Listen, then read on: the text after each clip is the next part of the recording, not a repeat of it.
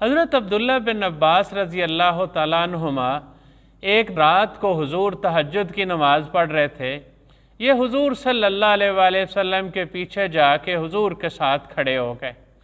نبی پاک صلی اللہ علیہ وآلہ وسلم نے ان کو کھینچ کے آگے اپنے ساتھ کر لیا۔ جب نبی پاک صلی اللہ علیہ وآلہ وسلم پھر نماز پڑھنے لگے، یہ پھر پیچھے ہو گئے۔ نماز کے بعد نبی پاک صلی اللہ علیہ وسلم نے ان سے فرمایا کہ کیا مسئلہ ہے؟ میں نے تمہیں کھینچ کے اپنے ساتھ صف میں کیا تھا، اپنے برابر کھڑا کیا تھا، تم پھر پیچھے کھسک گئے۔ یہ عرض کرنے لگے، اے اللہ کے حبیب، آپ اللہ کے رسول ہیں، اللہ نے آپ کو بڑا مقام عطا فرمایا ہے، کسی دوسرے بندے کے لیے یہ کیسے جائز ہو سکتا ہے کہ وہ آپ کے برابر کھڑا ہو جائے؟